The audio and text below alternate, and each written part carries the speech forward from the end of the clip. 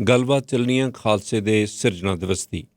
ਵਿਸਾਖੀ ਨੂੰ ਜਦੋਂ ਅਸੀਂ ਸੈਲੀਬ੍ਰੇਟ ਕਰਦੇ ਹਾਂ, ਵਿਸਾਖੀ ਮਨਾਉਂਦੇ ਹਾਂ, ਤਾਂ ਉਸ ਦੇ ਵਿੱਚ ਖਾਸ ਤੌਰ ਦੇ ਉੱਤੇ ਸਿੱਖ ਧਰਮ ਦੇ ਮਤਲਬ ਗੱਲਬਾਤ ਚੱਲਦੀ ਹੈ ਅਤੇ ਖਾਲਸੇ ਦੀ ਸਾਜਨਾ ਦਿਵਸ ਦੀ ਗੱਲਬਾਤ ਚੱਲਦੀ ਹੈ। ਜਿਸ ਸਮੇਂ ਗੁਰੂ ਸਾਹਿਬ ਨੇ 10ਵੇਂ ਪਾਤਸ਼ਾਹ ਨੇ 5 ਪਿਆਰੇ ਸਾਜੇ ਅਤੇ 5 ਪਿਆਰੇ ਸਾਜਣ ਤੋਂ ਪਿੱਛੋਂ ਉਹਨਾਂ ਨੇ ਇੱਕ ਇਕੁਐਲਿਟੀ ਦਾ ਸਿਧਾਂਤ ਦੇਣ ਦੇ ਨਾਲ ਨਾਲ ਇਹ ਵੀ ਕਿਹਾ ਕਿ ਸੰਗਤ ਸਭ ਤੋਂ ਵੱਡੀ ਹੈ। ਫਿਰ ਉਹਨਾਂ 5 ਪਿਆਰਿਆਂ ਤੋਂ ਆਪ ਅੰਮ੍ਰਿਤ ਛਕਿਆ। ਸੋ ਇਸ ਸਿਧਾਂਤ ਦੇ ਅਧੀਨ ਉਹਨਾਂ ਨੇ ਇਹ ਗੱਲ ਸਾਬਤ ਕਰ ਦਿੱਤੀ ਕਿ ਜਿਹੜੇ ਲੋਕ ਨੇ, ਜਿਹੜੀ ਪਬਲਿਕ ਹੈ, ਉਹ ਸਭ ਤੋਂ ਵੱਡੀ ਹੈ। ਇਸ ਦੇ ਵਿੱਚ ਡੈਮੋਕ੍ਰੇਸੀ ਦਾ ਬੀਜ ਬਹੁਤ ਸਾਲ ਪਹਿਲਾਂ ਉਹਨਾਂ ਨੇ ਉਸ ਵੇਲੇ ਬੀਜ ਦਿੱਤਾ ਜਦੋਂ ਉਹਨਾਂ ਨੇ 5 ਪਿਆਰੇ ਸਾਜੇ ਅਤੇ ਇਹ ਕਿਹਾ ਕਿ ਸੰਗਤ ਪਬਲਿਕ ਸਭ ਤੋਂ ਵੱਡੀ ਹੈ ਅਤੇ ਉਹਨਾਂ 5 ਪਿਆਰਿਆਂ ਤੋਂ ਆਪ ਅੰਮ੍ਰਿਤ ਛਕਿਆ। ਹੁਣ ਬਹੁਤੇ ਲੋਕ ਇਸ ਨੂੰ ਧਾਰਮਿਕ ਐਂਗਲ ਤੋਂ ਹੀ ਦੇਖਦੇ ਨੇ। ਜਦੋਂ ਖਾਲਸੇ ਦੀ ਸਿਰਜਣਾ ਕੀਤੀ ਗਈ, ਸ੍ਰੀ ਗੁਰੂ ਗੋਬਿੰਦ ਸਿੰਘ ਜੀ ਦੇ ਮਨ ਦੇ ਵਿੱਚ ਕੀ ਗੱਲ ਸੀ? ਆਮ ਲੋਕ ਇਸ ਦੇ ਉੱਤੇ ਸਾਨੂੰ ਢਾਡੀਆਂ ਨੇ, ਧਾਰਮਿਕ ਬੰਦਿਆਂ ਨੇ ਇਹੀ ਦੱਸਿਆ ਕਿ ਉਹ ਇਸ ਸਿੱਖ ਧਰਮ ਦੇ ਵਿੱਚ ਇੱਕ ਨਵੀਂ ਲਹਿਰ ਪੈਦਾ ਕਰਨਾ ਚਾਹੁੰਦੇ ਸਨ। ਅੱਜ ਪ੍ਰੋਫੈਸਰ ਕਸ਼ਮੀਰਾ ਸਿੰਘ ਜੀ ਸਾਨੂੰ ਸਮਝਾਉਣਗੇ ਕਿ ਕਿਸ ਤਰੀਕੇ ਨਾਲ ਇਹ ਖਾਲਸੇ ਦੀ ਸਿਰਜਣਾ ਸਿਰਫ ਇੱਕ ਧਾਰਮਿਕ ਲਹਿਰ ਨਹੀਂ ਸੀ, ਸਗੋਂ ਇਸ ਦੇ ਨਾਲ ਨਾਲ ਉਹਨਾਂ ਨੇ ਉਸ ਸਮੇਂ ਦੇ ਜਗੀਰਦਾਰੀ ਢਾਂਚੇ ਨੂੰ ਖ਼ਤਮ ਕਰਨਾ ਚਾਹਿਆ ਅਤੇ ਆਮ ਲੋਕਾਂ ਨੂੰ ਸੋਸ਼ਲ ਜਸਟਿਸ ਮਿਲ ਸਕੇ, ਇਸ ਦੀ ਬਾਕਾਇਦਾ ਤੌਰ 'ਤੇ ਸਿੱਖਿਆ ਦਿੱਤੀ। ਅੱਜ ਪ੍ਰੋਫੈਸਰ ਸਾਹਿਬ ਸਾਡੇ ਨਾਲ ਨੇ, ਉਹਨਾਂ ਨਾਲ ਗੱਲਬਾਤ ਹੋਏਗੀ। ਪ੍ਰੋਫੈਸਰ ਸਾਹਿਬ ਜੀ ਆਇਆਂ ਨੂੰ, ਤੁਹਾਡਾ ਬਹੁਤ ਬਹੁਤ ਸਵਾਗਤ ਹੈ। ਵੈਲਕਮ। ਹਾਂਜੀ, ਥੈਂਕ ਯੂ ਥਿੰਨ ਸਾਹਿਬ।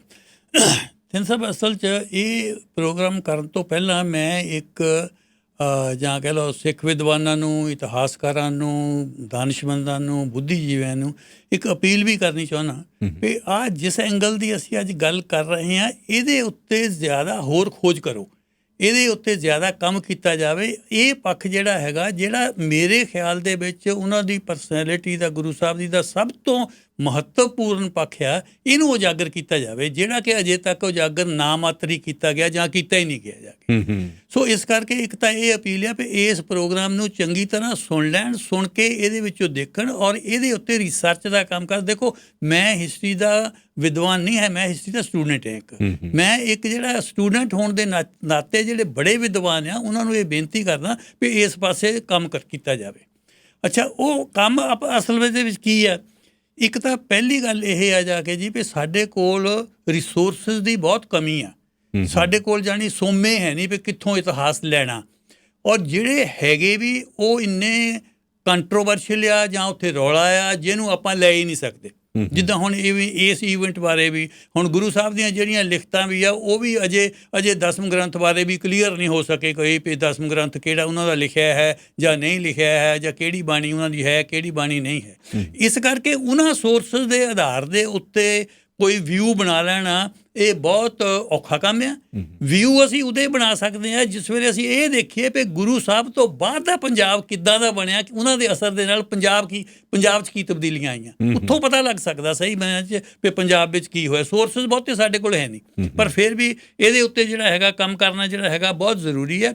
ਸੋ ਪਹਿਲਾਂ ਮੈਂ ਥੋੜ੍ਹਾ ਜਿਹਾ 2-4 ਮਿੰਟ ਵਿੱਚ ਪਿੱਛੋਂ ਲੈ ਆਵਾਂ ਵੀ ਇਹ ਜਿਹੜਾ ਖਾਲਸੇ ਦੀ ਕ੍ਰੀਏਸ਼ਨ ਆ ਇਹ ਇੱਕਦਮ ਨਹੀਂ ਹੋਈ ਹੈ। ਜੇ ਆਪਾਂ ਕਹਿੰਦੇ ਸਡਨ ਨਹੀਂ ਹੈ ਇਹ ਵੀ ਉਸ ਵਿਸਾਖੀ ਨੂੰ, ਹਾਂ ਸਡਨ ਨਹੀਂ ਇਹ ਹੋਈ ਹੈ। ਇਹ ਜਿਹੜਾ ਹੈਗਾ ਇਹਦਾ ਪਿੱਛੋਂ ਵਿਕਾਸ ਹੋਇਆ। ਇਹ ਸਹੀ ਮਾਇਨੇ ਵਿੱਚ ਦੇਖਿਆ ਜਾਵੇ ਤਾਂ ਨਹੀਂ ਤਾਂ ਗੁਰੂ ਨਾਨਕ ਦੇਵ ਜੀ ਦੇ ਟਾਈਮ ਵਿੱਚ ਇਹ ਰੱਖ ਹੋ ਗਈ ਸੀ, ਜਿਸ ਵੇਲੇ ਉਹਨੇ ਵੰਗਾਰ ਦਿੱਤਾ ਸੀ ਜਾਬਰਾਂ ਨੂੰ ਜਾ ਕੇ ਵੀ ਇਹ ਨਹੀਂ ਹੈਗਾ, ਜਾਂ ਉਹਦੇ 'ਤੇ ਬਹੁਤਾ ਟਾਈਮ ਲਾਉਣ ਦੀ ਆਪਾਂ ਨੂੰ ਲੋੜ ਨਹੀਂ ਹੈ। ਫਿਰ ਤੁਸੀਂ ਗੁਰੂ ਸਾਹਿਬ ਨੇ ਜਿਸ ਵੇਲੇ ਬਾਬਰ ਨੂੰ ਵੰਗਾਰਿਆ, ਉੱਥੇ ਦੇ ਰਾਜਿਆਂ ਨੂੰ ਵੰਗਾਰਿਆ, ਜਿਹੜੇ ਮੁਕੱਦਮ ਸੇ ਉਹਨਾਂ ਨੂੰ ਵੰਗਾਰਿਆ। ਉਹ ਤੋਂ ਬਾਅਦ ਫਿਰ ਦੇਖੋ ਜਿਸ ਵੇਲੇ ਗੁਰੂ ਨਾਨਕ ਦੇਵ ਜੀ ਨੇ ਆਪਣੇ ਵਿਚਾਰ ਦਿੱਤੇ, ਉੱਥੋਂ ਕਲੀਅਰ ਹੋ ਗਿਆ ਵੀ ਇਹ ਮੂਵਮੈਂਟ ਇਸ ਪਾਸੇ ਨੂੰ ਚੱਲਣੀ ਆ। ਹੁਣ ਜਦੋਂ ਨਹੀਂ ਕਿਹਾ ਰਾਜੇ ਸ਼ੀ ਮੁਕੱਦਮ ਕੁੱਤੇ ਕਲਾ ਫਲਾਣੇ ਜਾਂ ਪਾਪ ਦੀ ਜੰਜ ਲੈ ਕਾਬਲੋਂ, ਇਹ ਉਹ ਪਤਾ ਲੱਗ ਗਿਆ ਵੀ ਇੱਧਰ ਨੂੰ ਜਾਣੀ ਹੈ। ਅੱਛਾ, ਜਿਸ ਵੇਲੇ ਉਹਨੇ ਫਿਰ ਗੁਰੂ ਅੰਗਦ ਦੇਵ ਜੀ ਦੀ ਸਥਾਪਨਾ ਕਰਤੀ ਸੈਕੰਡ ਗੁਰੂ 'ਤੇ, ਉਹ ਫਿਰ ਪਤਾ ਲੱਗ ਗਿਆ ਵੀ ਉਹ ਚਾਹੁੰਦੇ ਆ ਵੀ ਇਹ ਜਿਹੜੀ ਹੈਗੀ ਇਹ ਅੱਗੇ ਚੱਲੇ ਕੰਮ, ਇਹ ਰੁਕੇ ਨਾ ਕੰਮ, ਇਹ ਅੱਗੇ ਚੱਲੇ। ਪਰ ਫਿਰ 5ਵੇਂ ਪਾਤਸ਼ਾਹ ਤੱਕ ਤਾਂ ਜੀ ਤੇਰਾ ਭਾਣਾ ਮੀਠਾ ਲੱਗਾ ਹੀ ਚੱਲਦਾ ਰਿਹਾ। ਮੈਂ ਤੁਹਾਨੂੰ ਦੱਸਦਿਆਂ ਜੀ, ਦੇਖੋ ਉਹ ਭਾਣਾ ਮੀਠਾ ਲੱਗਦਾ ਇਸੇ ਕਰਕੇ ਚੱਲਦਾ ਰਿਹਾ ਕਿਉਂਕਿ ਉਸ ਵੇਲੇ ਸਡਨ ਨਹੀਂ ਇਹ ਚੇਂਜਿਸ ਆਉਣੀਆਂ, ਇਹ ਜਿਹੜੀਆਂ ਤਬਦੀਲੀਆਂ ਆਉਣੀਆਂ ਪਾਵਰ ਦੇ ਨਾਲ ਆਉਣੀਆਂ। ਹੁਣ ਜੇ ਤੁਸੀਂ ਕਹੋ ਜਾ ਕੇ ਵੀ ਹੁਣ ਉਸ ਟਾਈਮ ਵੀ ਤੁਸੀਂ ਦੇਖੋ ਨਾ, ਜੇ ਹੁਣ ਆਪਾਂ ਕਈ ਵਾਰ ਇੱਥੇ ਹੁਣ ਪਹਿਲੇ ਮੈਂ ਦੱਸੇ ਜੇ ਕਈ ਵਾਰ ਬੰਦੇ ਇਹ ਗੱਲ ਕਹਿੰਦੇ ਆ ਜੀ ਕਿ ਗੁਰੂ ਸਾਹਿਬ ਨੇ ਤਾਂ ਜਿਹੜਾ ਵਾਇਲੈਂਸ ਕੀਤੀ ਆ, ਗੁਰੂ ਸਾਹਿਬ ਨੇ ਤਾਂ ਵਾਇਲੈਂਸ ਹੁਣ ਉਹ ਵਾਇਲੈਂਸ ਜਿਹੜੀ ਆ ਉਹ ਸਮੇਂ ਦੀ ਮੰਗ ਸੀ ਉੱਥੇ। ਜੇ ਹੁਣ ਤੁਸੀਂ ਫਰਜ਼ ਕਰੋ ਔਰੰਗਜ਼ੇਬ ਦੇ ਸਾਹਮਣੇ ਵਰਤ ਰੱਖ ਦਿੰਦੇ ਜਾਂ ਉਹਦੇ ਸਾਹਮਣੇ ਧਰਨਾ ਲਾ ਦਿੰਦੇ ਜਾਂ ਇੱਕ ਮੁਜ਼ਾਹਰਾ ਕਰ ਦਿੰਦੇ, ਚਰਖੇ ਲੈ ਕੇ ਬੈਠ ਜਾਂਦੇ, ਉਹ ਬੇਕਾਰ ਸੀ। ਕਿਉਂਕਿ ਹਰ ਜਿਹੜੀ ਮੂਵਮੈਂਟ ਆ ਉਹ ਸਮੇਂ ਦੀ ਲੋੜ ਦੇ ਵਿੱਚੋਂ ਨਿਕਲਦੀ ਹੈ। ਸੋ ਉਸ ਵੇਲੇ ਤੱਕ ਸਿੱਖ ਇਸ ਪੋਜੀਸ਼ਨ 'ਚ ਹੀ ਨਹੀਂ ਹੈ ਜਾ ਕੇ ਵੀ ਉਹ ਕੋਈ ਇੱਦਾਂ ਦੀ ਲੜਾਈ ਦੇ ਸਕਦੇ ਜਾ ਕੇ, ਪਰ ਚੱਲਦਾ ਗਿਆ। ਉੱਦਾਂ ਤੁਸੀਂ ਦੇਖੋ ਜਿਸ ਵੇਲੇ ਸੈਕੰਡ ਗੁਰੂ ਆਪਣੇ ਗੁਰੂ ਅੰਗਦ ਦੇਵ ਜੀ ਦੇ ਕੋਲ ਹੁਮਾਯੂੰ 1540 ਦੇ ਵਿੱਚ ਸ਼ੇਰ ਸ਼ਾਹ ਸੂਰੀ ਤੋਂ ਹਾਰ ਖਾ ਕੇ ਆਉਂਦਾ ਉੱਥੇ ਖਡੂਰ ਸਾਹਿਬ, ਅਤੇ ਉਸ ਵੇਲੇ ਜਿਹੜੇ ਹੈਗੇ ਉਹ ਬੱਚਿਆਂ ਦੀਆਂ ਕੁਸ਼ਤੀਆਂ ਕਹਿੰਦੇ ਦੇਖਦੇ ਸੀਗੇ, ਤਾਂ ਹੁਮਾਯੂੰ ਨੇ ਕਿਹਾ ਵੀ ਮੇਰੇ ਵੱਲ ਧਿਆਨ ਨਹੀਂ ਦਿੱਤਾ, ਤਾਂ ਹੁਮਾਯੂੰ ਨੇ ਤਲਵਾਰ ਕੱਢ ਲਈ। ਅਤੇ ਜੇ ਗੁਰੂ ਸਾਹਿਬ ਨੇ ਉਹਦੇ ਵੱਲ ਦੇਖਿਆ, ਗੁਰੂ ਸਾਹਿਬ ਨੇ ਉਹਨੂੰ ਕਿਹਾ ਵੀ ਉਹ ਜਿੱਥੇ ਤਲਵਾਰ ਕੱਢਣ ਦੀ ਲੋੜ ਸੀ ਉੱਥੇ ਤੂੰ ਮਿਆਨ 'ਚ ਪਾ ਕੇ ਆ ਗਿਆ ਜਨ ਸ਼ੇਰ ਸ਼ਾਹ ਸੂਰੀ ਦੇ ਖਿਲਾਫ। ਹੁਣ ਇੱਥੇ ਮੇਰਾ ਮਤਲਬ ਉਹ ਚੈਲੰਜ ਕਰਦੇ ਰਹੇ। ਫਿਰ ਤੀਜੇ ਚੌਥੇ ਪੰਜਵੇਂ ਇਹ ਅਕਬਰ ਦਾ ਟਾਈਮ ਆ ਗਿਆ ਜਿਹ 'ਚ ਕੋਈ ਰੌਲਾ ਨਹੀਂ ਪਿਆ, ਠੀਕ ਹੈ। ਫਿਰ ਆਇਆ ਚਲੋ, ਫਿਰ ਹੁਣ ਆਪਣੇ ਗੁਰੂ ਤੇਗ ਬਹਾਦਰ ਜੀ ਦਾ ਟਾਈਮ ਆ ਗਿਆ। ਗੁਰੂ ਤੇਗ ਬਹਾਦਰ ਜੀ ਦੇ ਟਾਈਮ ਦਾ ਫਿਰ ਬਦਲ ਗਏ ਹਾਲਾਤ ਜੀ। ਫਿਰ ਜਿਹੜਾ ਹੈਗਾ ਔਰੰਗਜ਼ੇਬ ਦੀ ਪਾਲਿਸੀ ਉਹ ਹੈ ਨਾ ਸੀ ਜਾ ਕੇ। ਸੋ ਉਸ ਵੇਲੇ ਫਿਰ ਗੁਰੂ ਸਾਹਿਬ ਨੇ ਵੀ ਜਿਹੜੇ ਹੈਗੇ ਆ, ਦੇਖੋ ਇਹਦੇ ਵਿੱਚ ਵੀ ਮੈਂ ਤੁਹਾਨੂੰ ਦੱਸਾਂ, ਹੁਣ ਆਪਾਂ ਥੋੜ੍ਹੀ ਜਿਹੀ ਗੱਲ ਕਰ ਲਈਏ 2 ਮਿੰਟ ਆਪਣੇ ਗੁਰੂ ਤੇਗ ਬਹਾਦਰ ਜੀ 'ਤੇ। ਮੈਂ ਜ਼ਰੂਰ ਚਾਹੁੰਦਾ ਤੁਸੀਂ ਟੱਚ ਕਰੋ, ਕਿਉਂਕਿ ਸਭ ਜਿਹੜੀ ਸੋਸ਼ਲ ਜਸਟਿਸ ਦੀ ਗੱਲ 10ਵੇਂ ਪਾਤਸ਼ਾਹ ਨੇ ਕੀਤੀ ਆ, ਉਸ ਦਾ ਬੀਜ ਤਾਂ ਉਦੋਂ ਹੀ ਬੀਜਿਆ ਗਿਆ ਨਾ ਜਦੋਂ ਸਭ ਤੋਂ ਵੱਡੀ, ਮੇਰਾ ਖਿਆਲ ਦੁਨੀਆ ਦੇ ਇਤਿਹਾਸ, ਤੁਸੀਂ ਤਾਂ ਹਿਸਟੋਰੀਅਨ ਹੋ, ਦੁਨੀਆ ਦੇ ਇਤਿਹਾਸ ਦੇ ਵਿੱਚ ਕੋਈ ਮਿਸਾਲ ਨਹੀਂ ਮਿਲਦੀ ਜਿੱਥੇ ਤੁਸੀਂ ਕਿਸੇ ਹੋਰ ਦੇ ਇਸ਼ਟ ਲਈ, ਕਿਸੇ ਹੋਰ ਵਿਅਕਤੀ ਦੇ ਧਰਮ ਲਈ ਉਹਨਾਂ ਦੇ ਮਨੁੱਖੀ ਹੱਕਾਂ ਦੀ ਉਲੰਘਣਾ ਵੇਖਦਿਆਂ ਹੋਇਆਂ ਤੁਸੀਂ ਕਹੋਗੇ ਚਲੋ ਮੇਰਾ ਸਿਰ ਵੱਢ ਲਓ। ਆਈ ਐਗਰੀ ਬਿਲਕੁਲ ਠੀਕ ਹੈ ਗੱਲ। ਪਰ ਇਹਦੇ ਨਾਲ ਤੁਸੀਂ ਦੇਖੋ ਗੁਰੂ ਤੇਗ ਬਹਾਦਰ ਜੀ ਦੇ ਉੱਪਰ ਕਾਫੀ ਸਾਲ ਪਹਿਲਾਂ ਮੇਬੀ 70s ਦੇ ਵਿੱਚ ਡਾਕਟਰ ਫੌਜਾ ਸਿੰਘ ਨੇ ਇੱਕ ਆਰਟੀਕਲ ਲਿਖਿਆ ਸੀ। ਉਹਦੀ ਬੜੀ ਵਿਰੋਧਤਾ ਹੋਈ ਜੀ, ਬਾਅਦ ਦੇ ਵਿੱਚ ਅਕਾਲ ਤਖਤ ਦੀ ਇੰਟਰਵੈਂਸ਼ਨ ਹੋਈ, ਚਲੋ ਉਹ ਧਾਰਮਿਕ ਮਸਲਾ ਆ ਉਹਦੇ 'ਤੇ ਹੋ ਗਿਆ। ਪਰ ਉਹ ਜਿਹੜੀ ਸੀਗੀ ਉਹਨਾਂ ਦੇ ਵਿੱਚ ਗੁਰੂ ਤੇਗ ਬਹਾਦਰ ਜੀ ਦੀਆਂ ਐਕਟੀਵਿਟੀਜ਼ ਬਾਰੇ ਗੱਲਬਾਤ ਸੀਗੀ, ਜਿਹੜੀ ਫਿਰ ਕਿਤੇ ਮੌਕਾ ਹੈ ਫੇਰ ਕਰਾਂਗੇ, ਪਰ ਹੁਣ ਆਪਾਂ ਉੱਧਰ ਚੱਲਦੇ। ਫਿਰ ਖੈਰ ਐਨੀਵੇ ਗੁਰੂ ਤੇਗ ਬਹਾਦਰ ਜੀ ਦੇ ਵੀ ਜਿਹੜੇ ਹੈਗੇ ਆ ਉਹਨਾਂ ਦੀ ਵੀ ਕੰਟਰੀਬਿਊਸ਼ਨ ਆ ਸਾਰੇ ਕੰਮ ਦੇ ਵਿੱਚ, ਆ ਜਿਹੜਾ ਅਸੀਂ ਅੱਜ ਡਿਸਕਸ ਕਰਨਾ। ਹੁਣ ਆਪਾਂ ਆ ਜਾਂਦੇ ਹਾਂ ਜੀ ਖਾਲਸੇ ਦੀ ਕ੍ਰੀਏਸ਼ਨ 'ਤੇ ਜੀ। ਹੁਣ ਆਪਾਂ ਬਹੁਤਾ ਟਾਈਮ ਇਹਦੇ 'ਤੇ ਲਾਉਣਾ ਨਹੀਂ, ਇਹ ਸਾਰਿਆਂ ਨੂੰ ਪਤਾ ਪਿਆ ਇੱਦਾਂ ਕਰਕੇ ਇਕੱਠੇ ਹੋਏ ਤਾਂ ਫੇਰ ਹੋਏ। ਹੁਣ ਇਹ ਜੋ ਮੈਂ ਕਹਿਣਾ ਚਾਹੁੰਦਾ ਜੀ, ਉਹ ਮੈਂ ਕਹਿਣਾ ਇਹ ਚਾਹੁੰਦਾ ਜੀ ਵੀ ਖਾਲਸੇ ਦੀ ਕ੍ਰੀਏਸ਼ਨ ਤੋਂ ਪਹਿਲਾਂ ਬਹੁਤ ਕੰਮ ਕੀਤਾ ਗਿਆ ਪਿੰਡਾਂ ਦੇ ਵਿੱਚ, ਬਹੁਤ ਕੰਮ ਕੀਤਾ ਗਿਆ ਪਿੰਡਾਂ ਦੇ ਵਿੱਚ। ਔਰ ਇਨਫੋਰਮੇਸ਼ਨ ਇਹ ਸੀ ਵੀ ਜਿੱਥੇ ਗੁਰੂ ਸਾਹਿਬ ਜਾ ਕੇ ਬੋਲਦੇ ਸੀਗੇ ਆਪਣੇ, ਉਹ ਕੋਈ ਵੀ ਧਾਰਮਿਕ ਸਤਸੰਗ ਕਹਿ ਲਓ, ਕੁਛ ਵੀ ਜੋ ਵੀ ਕਰਦੇ ਸੀ, ਉੱਥੇ ਬਹੁਤ ਵੱਡੀ ਗਿਣਤੀ ਦੇ ਵਿੱਚ ਲੋਕ ਉਹਨਾਂ ਨੂੰ ਸੁਣਨ ਆਉਂਦੇ ਸੀ, ਬਹੁਤ ਵੱਡੀ ਗਿਣਤੀ 'ਚ ਲੋਕ ਸੁਣਨ। ਔਰ ਉਹਨੀ ਤਕਰੀਬਨ ਉਹ ਸਾਰੇ ਏਰੀਏ ਦੇ ਵਿੱਚ ਜਾ ਕੇ ਇਹਨਾਂ ਪਿੰਡਾਂ ਦੇ ਵਿੱਚ ਦੌਰੇ ਕਰਕੇ ਇੱਥੇ ਜਿਹੜੀ ਆ ਆਰਗਨਾਈਜੇਸ਼ਨ ਲਈ ਤਿਆਰੀ ਕੀਤੀ। ਔਰ ਉਹਦਾ ਰਿਜ਼ਲਟ ਕੀ ਹੋਇਆ? ਉਹਦਾ ਰਿਜ਼ਲਟ ਇਹ ਹੋਇਆ ਵੀ ਇਤਿਹਾਸਕਾਰ ਮੰਨਦੇ ਆ ਇਸ ਗੱਲ ਦੇ ਉੱਤੇ ਵੀ ਖਾਲਸੇ ਦੀ ਕ੍ਰੀਏਸ਼ਨ ਦੇ ਵੇਲੇ 1699 ਦੀ ਵਿਸਾਖੀ ਦੇ ਉੱਤੇ ਅਨੰਦਪੁਰ ਸਾਹਿਬ ਦੇ ਵਿੱਚ 80,000 ਬੰਦਾ ਇਕੱਠਾ ਹੋਇਆ। 80,000 ਬੰਦਾ ਇਕੱਠਾ ਹੋਇਆ ਉਸ ਵੇਲੇ, ਜਿਸ ਵੇਲੇ ਇੱਕ ਤਾਂ ਪਾਪੂਲੇਸ਼ਨ ਬਹੁਤ ਥੋੜ੍ਹੀ ਸੀ, ਔਰ ਦੂਜੇ ਜਿਹੜੇ ਆਵਾਜਾਈ ਦੇ ਸਾਧਨ ਇੰਨੇ ਸੀਮਤ ਸੀਗੇ ਉਸ ਵੇਲੇ ਵੀ ਲੋਕਾਂ ਦਾ ਆਉਣਾ ਜਾਣਾ ਬਹੁਤ ਔਖਾ ਸੀਗਾ ਜਾ ਕੇ। ਘੋੜਿਆਂ 'ਤੇ ਜਾਂਦੇ ਸੀ, ਘੋੜੇ ਵੀ ਜਿਹੜੇ ਸੀਗੇ ਉਹ ਕੁਛ ਆਪਾਂ ਦੇਖਦੇ ਹਾਂ ਘੋੜੇ ਆਮ ਲੋਕਾਂ ਕੋਲ ਨਹੀਂ ਆਏ ਉਸ ਵੇਲੇ। ਹਾਂ, ਉਸ ਵੇਲੇ ਤੁਰ ਕੇ ਹੀ ਜਾਂਦੇ ਸੀਗੇ ਜਾ ਕੇ। 80,000 ਬੰਦੇ ਦਾ ਇਕੱਠਾ ਹੋ ਜਾਣਾ 1699 ਦੇ ਵਿੱਚ ਐਵੇਂ ਨਹੀਂ ਹੋਇਆ, ਉਹਦੇ ਲਈ ਕੰਮ ਕੀਤਾ ਗਿਆ ਸੀ ਪਹਿਲਾਂ। ਉਹਦੇ ਲਈ ਪਿੰਡ ਜਾ ਕੇ ਉਹਦੀ ਤਿਆਰੀ ਕੀਤੀ ਗਈ ਸੀ ਜਾ ਕੇ, ਫਿਰ ਉਹ ਇਕੱਠੇ ਹੋਏ ਆ ਜਾ ਕੇ। ਔਰ ਹੋਏ ਵੀ ਇਕੱਲੇ ਜਿਹੜੇ ਹੈਗੇ ਆ ਪੰਜਾਬ ਦੇ ਵਿੱਚ, ਉਹਨੂੰ ਈਵਨ ਹਿੰਦੁਸਤਾਨ ਦੇ ਤੱਕ ਗੁਰੂ ਸਾਹਿਬ ਦੀ ਆਵਾਜ਼ ਉਸ ਵੇਲੇ ਪਹੁੰਚ ਚੁੱਕੀ ਸੀ। ਬਿਲਕੁਲ ਉੜੀਸਾ ਤੱਕ, ਕਰਨਾਟਕਾ ਤੱਕ, ਜਿਹੜੇ ਆ ਗੁਜਰਾਤ ਤੱਕ, ਮੇਰਠ ਤੋਂ, ਲਾਹੌਰ ਤੋਂ, ਜੇ ਪੰਜ ਪਿਆਰੇ ਨੂੰ ਆਪਾਂ ਦੇਖੀ ਜਾਵੇ ਹਿੰਦੁਸਤਾਨ ਦੇ ਸਾਰੇ ਹਿੱਸਿਆਂ ਦੇ ਵਿੱਚੋਂ ਉਹ ਆਏ ਹੈਗੇ ਜਾ ਕੇ। ਸੋ ਉਸ ਵੇਲੇ ਜਾ ਕੇ ਫਿਰ ਜਿਹੜੇ ਹੈਗੇ ਆ ਖਾਲਸੇ ਦੀ ਕ੍ਰੀਏਸ਼ਨ ਦੇ ਵੇਲੇ 80,000 ਬੰਦੇ ਦਾ ਇਕੱਠਾ ਹੋ ਜਾਣਾ ਜਾ ਸੀ ਵੀ ਮਸਲਾ ਬਹੁਤ ਗੰਭੀਰ ਸੀ। ਹੁਣ ਸਾਡੇ ਪ੍ਰੋਬਲਮ ਕੀ ਹੈ ਥਿੰਨ ਸਾਹਿਬ, ਗੁਰੂ ਸਾਹਿਬ ਨੂੰ ਪੇਸ਼ ਕੀਤਾ ਜਾ ਰਿਹਾ ਸਾਰਾ totally as a religious leader. ਉਹਨਾਂ ਨੂੰ ਇਹ ਕਿਹਾ ਜਾਂਦਾ ਜੀ ਵੀ ਉਹਨੇ ਧਰਮ ਨੂੰ ਬਚਾਇਆ, ਉਹਨੇ ਧਰਮ ਦੇ ਰੌਲੇ ਦੇ ਨਾਲ ਜਿਹੜੀ ਉਹਨਾਂ ਦੀ ਮੇਜਰ ਕੰਟਰੀਬਿਊਸ਼ਨ ਹੈ ਪੰਜਾਬ ਦੇ ਵਿੱਚ, ਉਹ ਬਹੁਤ ਪੱਖੀ ਇਨਸਾਨ ਸੀਗੇ ਥਿੰਨ ਸਾਹਿਬ। ਉਹਨਾਂ ਦੀ ਪਰਸਨੈਲਿਟੀ ਜਿਹੜੀ ਸੀਗੀ ਉਹ ਇਕੱਲੀ ਧਾਰਮਿਕ ਵਾਲੀ ਨਹੀਂ ਕਹਿ ਸਕਦੇ, ਜਾਂ ਕਹਿ ਲਓ ਉਹਨਾਂ ਦਾ ਧਰਮ ਹੀ ਇਹ ਸਿੱਧਾਂ ਦਾ। ਉਹਦੇ ਵਿੱਚ ਜਿਹੜੀਆਂ ਉਹਨੇ ਮੇਜਰ ਤਬਦੀਲੀਆਂ ਕੀਤੀਆਂ ਪੰਜਾਬ ਦੇ ਵਿੱਚ ਜਾ ਕੇ, ਜਿਹੜੀਆਂ ਹੁਣ ਤੱਕ ਜਿਹੜਾ ਅਸਰ ਹੈਗਾ ਉਹਦੀ ਗੱਲ ਆਪਾਂ ਅੱਜ ਕਰ ਰਹੇ ਹਾਂ ਜਾ ਕੇ। ਉਹ ਗੱਲ ਜਿਹੜੀ ਹੈਗੀ ਆ ਉਹ ਹੈਗੀ ਆ ਫਿਊਡਲਿਜ਼ਮ ਤੋਂ ਸਭ ਤੋਂ ਵੱਡੀ ਸੱਟ। ਰਜਵਾੜਾ ਸ਼ਾਹੀ ਦੇ ਖਿਲਾਫ ਰਜਵਾੜਾ ਸ਼ਾਹੀ ਦੇ ਖਿਲਾਫ ਸੋਸ਼ਲ ਜਸਟਿਸ ਦਿਵਾਉਣ। ਥਿੰਦ ਸਾਹਿਬ ਮਜ਼ਾਰਾ ਮੂਵਮੈਂਟ ਨੂੰ ਜਨਮ ਜਿਹੜਾ ਦੇ ਰਿਹਾ ਉਹ 1699 ਦੀ ਵਿਸਾਖੀ ਤੋਂ ਸ਼ੁਰੂ ਹੋਇਆ ਔਰ ਉਹ ਤੋਂ ਪਹਿਲਾਂ ਕੰਮ ਕੀਤਾ ਗਿਆ ਸੀਗਾ ਜਾ ਕੇ। 1699 ਦੀ ਵਿਸਾਖੀ ਦੇ ਵਿੱਚ ਲੋਕਾਂ ਦਾ ਹੁਣ ਉਸ ਵੇਲੇ ਹਾਲਾਤ ਕੀ ਸੀ ਮੈਂ ਤੁਹਾਨੂੰ ਦੱਸਦਾ। ਹਾਲਾਤ ਇੱਦਾਂ ਨਹੀਂ ਹੈ ਉਸ ਵੇਲੇ ਹਾਲਾਤ ਇਹ ਸੀਗਾ ਕਿ ਗੌਰਮੈਂਟ ਜਿਹੜੀ ਸੀਗੀ ਉਹ ਗੌਰਮੈਂਟ ਬੜਿਆਂ ਜ਼ਗੀਰਦਾਰਾਂ ਨੂੰ ਪਿੰਡ ਦਿੰਦੀ ਸੀ, ਪਿੰਡਾਂ ਦੇ ਪਿੰਡ, ਵੀ ਤੈਨੂੰ 5 ਪਿੰਡ ਦੇ ਦਿੱਤੇ, ਤੈਨੂੰ 2 ਪਿੰਡ ਦਿੱਤੇ, ਤੈਨੂੰ 1 ਪਿੰਡ ਦੇ ਦਿੱਤੇ, ਮੁਜ਼ਾਰੇ ਰੱਖੋ ਤੇ ਖੇਤੀ ਕਰੋ ਬਸ। ਉਹ ਜਿਹੜੇ ਪਿੰਡ ਹੁੰਦੇ ਸੀ ਉਹ ਜ਼ਗੀਰਦਾਰ ਦੀ ਮਲਕੀਤ ਸੀ। ਜ਼ਗੀਰਦਾਰ ਨੇ ਜਿਹੜਾ ਹੁੰਦਾ ਸੀ ਉਹ ਫਿਰ ਗੌਰਮੈਂਟ ਨੂੰ ਦੇਣਾ ਹੁੰਦਾ ਸੀ ਵੀ ਤੈਂ ਵੀ ਇੰਨਾ ਪੈਸੇ ਦੇਣੇ ਆ, ਇੰਨੀ ਜਿਣਸ ਦੀ ਸ਼ਕਲ ਵਿੱਚ ਦੇਣੇ ਆ, ਇੰਨੇ ਘੋੜੇ ਦੇਣੇ ਆ, ਤੈਂ ਆ ਤੇਰੀ ਜ਼ਿੰਮੇਵਾਰੀ ਹੈਗੀ ਹੈ ਸਰਕਾਰ ਦੇ ਪ੍ਰਤੀ ਜਾ ਕੇ। ਔਰ ਉਹ ਕੀ ਸੀ, ਉਹ ਗਾਹਾਂ ਫਿਰ ਜਿਹੜੇ ਮੁਜ਼ਾਹਰੇ ਸੀ ਉਹਨਾਂ ਦਾ ਲਹੂ ਪੀਂਦਾ ਸੀ ਜੀ। ਉਹ ਉਹਨਾਂ ਤੋਂ ਐਨ ਨਿਚੋੜ ਕੇ ਰੱਖਦਾ ਸੀ ਜੀ, ਉਹਨਾਂ ਨੂੰ ਉਨਾ ਕੋਈ ਦਿੰਦਾ ਸੀ ਜਿੰਨੇ ਕੁ ਨਾਲ ਉਹ ਖਾਣ ਪੀਣ ਦੇ ਉਹਨਾਂ ਦਾ ਗੁਜ਼ਾਰਾ ਹੁੰਦਾ। ਉਹਨਾਂ ਦੇ ਜਾਨ ਦੀ, ਮਾਲ ਦੀ, ਇੱਜ਼ਤ ਦੀ, ਸਾਰਿਆਂ ਦੀ ਰਾਖੀ ਜਿਹੜੀ ਆਪਣੇ ਜੇ ਸੋ ਕਾਲ ਰਾਖੀ ਕਰਦਾ ਸੀ ਜਾਂ ਨਹੀਂ ਕਰਦਾ ਸੀ, ਗੁਲਾਮ ਸੀ, ਗੁਲਾਮ ਜ਼ਗੀਰਦਾਰੀ ਦੀ ਹੱਕ ਸੀ। ਹੁਣ ਇੱਥੇ ਫਿਰ ਮੈਂ ਤੁਹਾਨੂੰ ਦੱਸਾਂ ਜੀ, ਹੁਣ ਇਹ ਦੌਰ ਉਹ ਆ, ਇਹ ਦੌਰ ਹੋਇਆ ਆ ਮੁਜ਼ਾਹਰਾ ਲਹਿਰ ਦਾ ਦੌਰ ਆ। ਇਹ ਗੁਲਾਮੀ ਦੇ ਦੌਰ ਤੋਂ ਨਿਕਲੇ ਹੋਏ ਅਸੀਂ। ਹੁਣ ਅਸੀਂ ਮੈਂ ਇਹ ਕਹਿਣਾ ਚਾਹੁੰਦਾ ਜਾ ਕੇ ਜਿੱਦਾਂ ਪਹਿਲੀ ਈਸਵੀ ਦੇ ਵਿੱਚ ਗੁਲਾਮਾਂ ਦੇ ਖਿਲਾਫ ਸਪਾਰਟੇਕਸ ਨੇ ਸਟਰਗਲ ਸ਼ੁਰੂ ਕਰਕੇ ਸੈਂਕੜੇ ਹਜ਼ਾਰਾਂ ਬੰਦੇ ਉਹਦੇ ਮਾਰੇ ਗਏ ਉਸ ਸਟਰਗਲ ਦੇ ਵਿੱਚ, ਜਿਸ ਵੇਲੇ ਉਹਨੂੰ ਗੁਲਾਮੀ ਸਲੇਵਰੀ ਦੇ ਖਿਲਾਫ ਰੋਮਨ ਅੰਪਾਇਰ ਦੇ ਖਿਲਾਫ ਰੋਮਨ ਰਿਪਬਲਿਕ ਦੇ ਖਿਲਾਫ ਲੜਾਈ ਕੀਤੀ ਉਸ ਵੇਲੇ। ਉਹਨੂੰ ਗੁਲਾਮੀ ਦੇ ਉਹਦਾ ਨਾਮ ਆ ਸਲੇਵਰੀ ਦੇ ਵਿੱਚ, ਸਲੇਵਰੀ ਨੂੰ ਅੰਤ ਕਰਨ ਦੇ ਵਿੱਚ। ਇੱਥੇ ਜਿਹੜਾ ਹੈਗਾ ਪੰਜਾਬ ਦੇ ਵਿੱਚ ਜਿਹੜਾ ਮੁਜ਼ਾਹਰਾ ਲਹਿਰ ਨੂੰ ਜਨਮ ਦੇ ਕੇ ਔਰ ਜ਼ਗੀਰਦਾਰੀ ਨੂੰ ਖਤਮ ਕਰਨ ਦੇ ਵਿੱਚ ਗੁਰੂ ਸਾਹਿਬ ਦਾ ਰੋਲ ਹੈ ਉਹਦੇ ਵਿੱਚ। ਬਿਲਕੁਲ ਗਾਹਾਂ ਜਾ ਕੇ ਅੱਗੇ ਜਾ ਕੇ ਉਹ ਵੀ ਜ਼ਰੂਰ ਦੱਸਣਾ, ਬੰਦਾ ਬਹਾਦਰ ਨੂੰ ਵੀ ਗੁਰੂ ਸਾਹਿਬ ਨੇ ਇਹ ਕਹਿ ਕੇ ਭੇਜਿਆ ਔਰ ਮੁਜ਼ਾਹਰੇ ਜਿਹੜੇ ਸੀ ਉਹ ਸਾਰੇ ਦੇ ਸਾਰੇ ਉਹਨਾਂ ਨਾਲ ਲਾਏ ਆ ਤੇ ਉਹਨਾਂ ਨੂੰ ਜ਼ਗੀਰਦਾਰਾਂ ਨੂੰ ਖਤਮ ਕੀਤਾ। ਹਾਂ ਮੈਂ ਉੱਥੇ ਆਉਣਾ ਜੀ। ਹੁਣ ਉਹ ਜਿਹੜਾ ਮੁਜ਼ਾਹਰਾ ਲਹਿਰ ਸੀ ਜਾ ਕੇ, ਮੁਜ਼ਾਹਰਾ ਲਹਿਰ ਦਾ ਉੱਥੋਂ ਜਨਮ ਹੋਇਆ ਜਾ ਕੇ।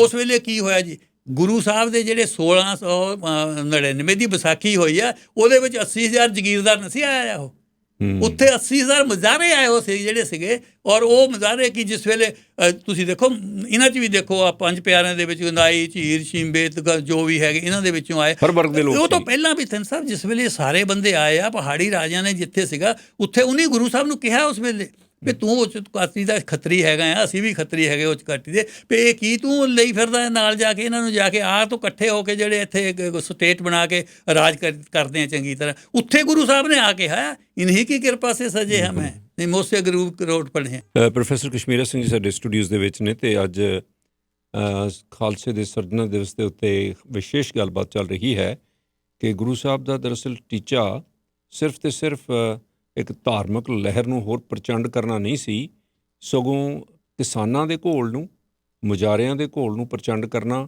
ਜ਼ਗੀਰਦਾਰੂ ਢਾਂਚੇ ਨੂੰ ਖਤਮ ਕਰਨਾ ਅਤੇ ਆਮ ਲੋਕਾਂ ਨੂੰ ਸੋਸ਼ਲ ਜਸਟਿਸ ਮਿਲ ਸਕੇ, ਸਮਾਜਿਕ ਨਿਆਂ ਮਿਲ ਸਕੇ। ਇਹ ਵੀ ਉਹਨਾਂ ਦਾ ਇੱਕ ਬਹੁਤ ਵੱਡਾ ਮੇਜਰ ਟੀਚਾ ਸੀ। ਫਿਰ ਸਭ ਜਿਸ ਤਰ੍ਹਾਂ ਅਸੀਂ ਜ਼ਿਕਰ ਕਰ ਰਹੇ ਸੀ ਕਿ 10ਵੇਂ ਪਾਤਸ਼ਾਹ ਸ੍ਰੀ ਗੁਰੂ ਗੋਬਿੰਦ ਸਿੰਘ ਜੀ ਦਾ 1699 ਦੀ ਵਿਸਾਖੀ 'ਤੇ ਜਿਹੜਾ ਖਾਲਸੇ ਦੀ ਸਿਰਜਣਾ ਦਿਵਸ ਦੀ ਅਸੀਂ ਜ਼ਿਕਰ ਕਰਦੇ ਹਾਂ, ਉਸ ਦੀ ਗੱਲ ਕਰਦੇ ਹਾਂ, ਤਾਂ ਉਹਦੇ ਵਿੱਚ ਉਹਨਾਂ ਦੇ ਟੀਚੇ ਹੋਰ ਵੀ ਸੀ ਧਰਮ ਤੋਂ ਇਲਾਵਾ। ਹਾਂਜੀ ਥਿੰਦ ਸਾਹਿਬ ਇੱਕ ਥੋੜ੍ਹਾ ਜਿਹਾ ਮੈਂ ਇਹ ਕਲੀਅਰ ਕਰਦਾ ਵੀ ਉਹ ਜਿਸ ਵੇਲੇ 1675 ਦੇ ਵਿੱਚ ਉਹ ਗੁਰੂਸ਼ਿਪ ਉਹਨਾਂ ਕੋਲ ਆਉਂਦੀ ਆ ਉਸ ਵੇਲੇ ਹਾਲਤ ਕੀ ਸੀ ਪੰਜਾਬ ਦੀ, ਔਰ ਜਿਸ ਵੇਲੇ ਉਹ ਛੱਡ ਕੇ ਗਏ ਆ ਤਾਂ ਉਸ ਵੇਲੇ ਹਾਲਤ ਕੀ ਸੀ ਪੰਜਾਬ ਦੀ। 1675 ਦੇ ਵਿੱਚ ਸਿੱਖ ਔਰਗਨਾਈਜੇਸ਼ਨ ਦਾ ਹਾਲ ਇਹ ਸੀਗਾ ਜੀ ਵੀ ਇਹ ਬਿਲਕੁਲ ਦਰਮ ਬਰਮ ਹੋ ਚੁੱਕੀ ਸੀ ਜੀ।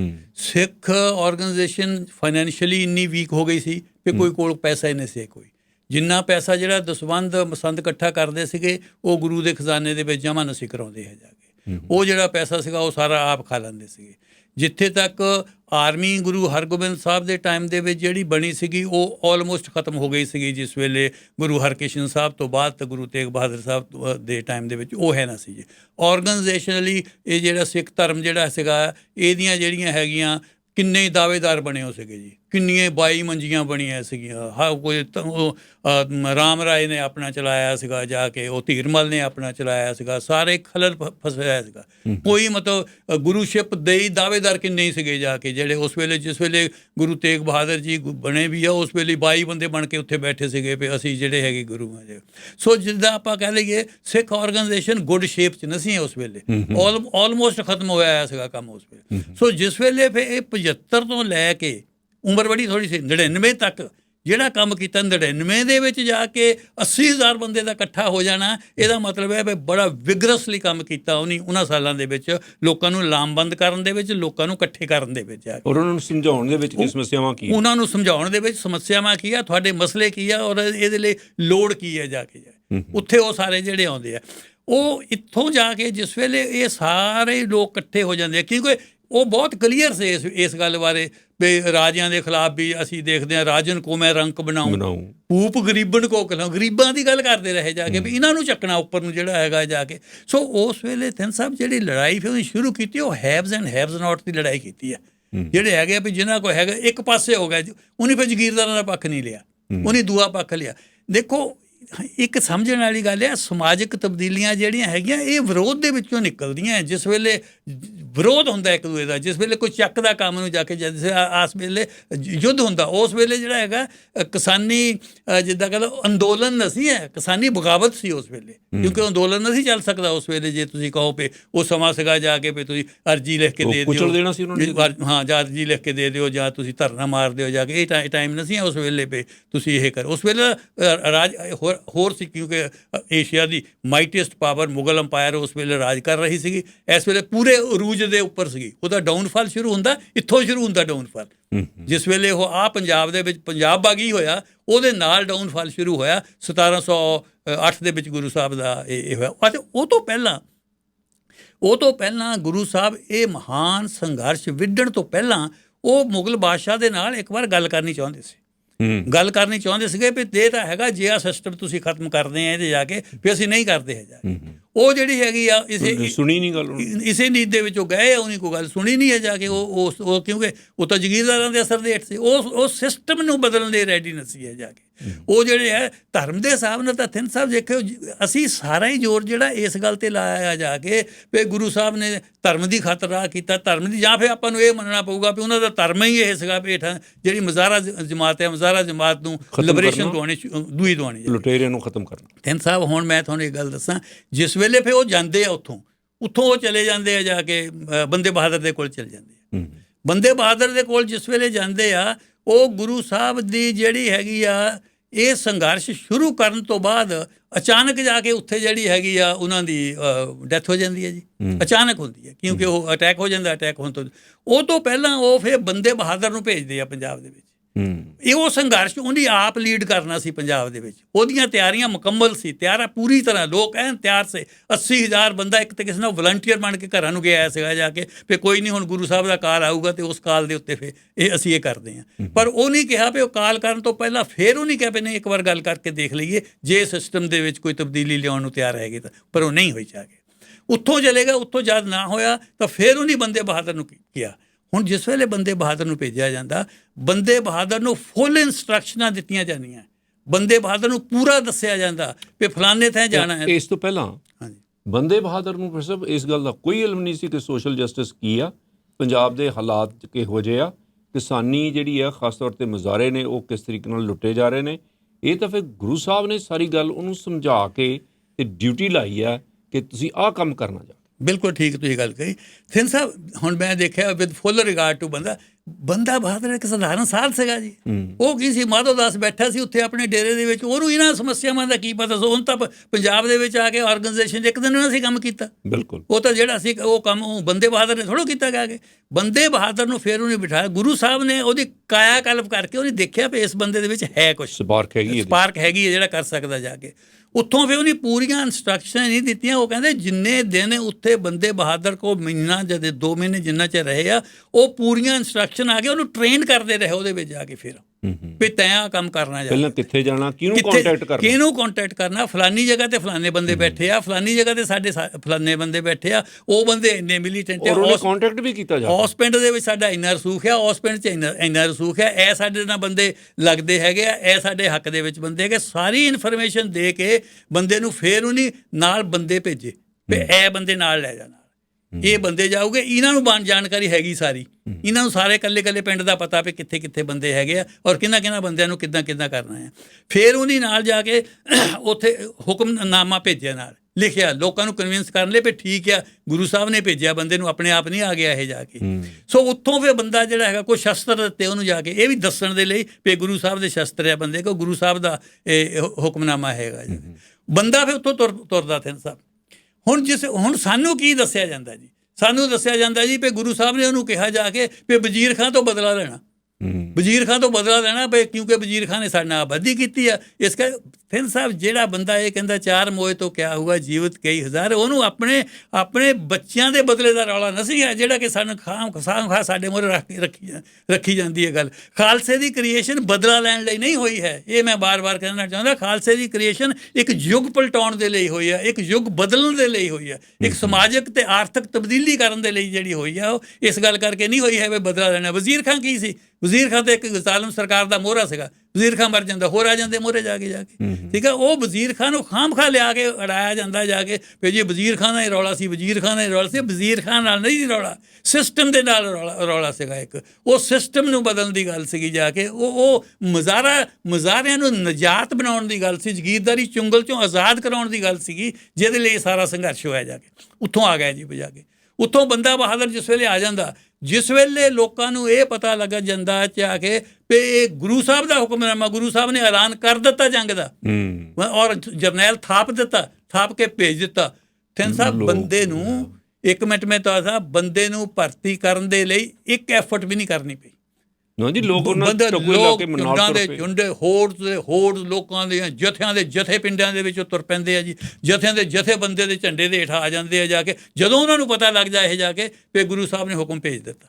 ਕਿਉਂਕਿ ਉਹਨਾਂ ਨੇ ਪਹਿਲਾਂ ਉਹ ਕੰਮ ਕੀਤਾ ਸੀ, ਉਹ ਤਿਆਰੀ ਹੋਈ ਸੀ ਪਿੰਡਾਂ ਦੇ ਵਿੱਚ ਸਾਰੀ ਜਾ ਕੇ। ਐਵੇਂ ਨਹੀਂ ਹੋ ਗਏ ਇਹ ਲੋਕ, ਐਵੇਂ ਤੁਸੀਂ ਹੁਣ ਕਹਿੰਦੇ ਵੀ ਬੰਦੇ ਦੇ ਐਵੇਂ ਬੰਦੇ ਦੇ ਮਗਰ ਉੱਠ ਕੇ ਲੋਕ ਤੁਰ ਪਏ। ਦੋਨੋਂ ਪੂਰੀ ਤਿਆਰੀ ਹੋਈ ਸੀ ਪਹਿਲਾਂ ਜਾ ਕੇ ਵੀ ਇਹ ਸੰਘਰਸ਼ ਵਿੱਢਣਾ ਹੈ, ਇਹ ਸਿਸਟਮ ਨੂੰ ਖਤਮ ਕਰਨਾ ਹੈਗਾ, ਇਹ ਮੁਜ਼ਾਹਰਾ ਪ੍ਰਥਾ ਜਿਹੜੀ ਆ ਇਹ ਖਤਮ ਕਰਨੀ ਆ। ਕਿਉਂਕਿ ਮੁਜ਼ਾਹਰਾ ਪ੍ਰਥਾ ਤੋਂ ਲੋਕ ਤੰਗ ਬਹੁਤ ਆਏ ਹੋ ਸੀਗੇ ਜਾ ਕੇ ਜੀ। ਔਰ ਜਿਸ ਵੇਲੇ ਫਿਰ ਬੰਦਾ ਆਉਂਦਾ, ਉਸ ਵੇਲੇ ਲੋਕ ਥਿੰਦ ਸਾਹਿਬ ਪਿੰਡਾਂ ਦੇ ਵਿੱਚੋਂ ਕੋਈ ਉਹਨਾਂ ਕੋਲ ਹਥਿਆਰ ਨਾ ਸੀ। ਕਿਸੇ ਨੇ ਦਾਤੀ ਚੱਕ ਲਈ, ਰੰਬਾ ਚੱਕ ਲਿਆ, ਖੁਆੜੀ ਚੱਕ ਲਈ, ਕਿਸੇ ਨੇ ਡਾਂਗ ਚੱਕ ਲਈ, ਬਰਸ਼ਾ ਚੱਕ ਲਿਆ, ਜੋ ਕਿਸੇ ਦੇ ਹੱਥ ਦੇ ਵਿੱਚ ਆਇਆ ਜੀ ਉਹ ਲੈ ਕੇ ਬੰਦੇ ਨਾਲ ਤੁਰ ਪਏ ਜਾ ਕੇ। ਔਰ ਉਹਨੀ ਜਾ ਕੇ ਜਿਹੜੀ ਹੈਗੀ ਉੱਥੇ ਯੁੱਧ ਲੜੀ ਹੈ। ਹੁਣ ਤੁਸੀਂ ਜਿਹੜੇ ਕਹੀ ਜਾਂਦੇ ਆ ਜੀ ਵੀ ਵਜ਼ੀਰ ਖਾਂ ਦੇ ਨਾਲ ਇਹ ਲੜਾਈ ਸੀਗੀ, ਵਜ਼ੀਰ ਖਾਂ ਤਾਂ 1710 ਦੇ ਵਿੱਚ ਮਾਰਿਆ ਗਿਆ ਸੀਗਾ ਉੱਥੇ ਸਰਹੰਦ ਦੀ ਲੜਾਈ ਵਿੱਚ। ਕੀ ਉਹ ਫਿਰ ਜੰਗ ਹਟ ਗਈ?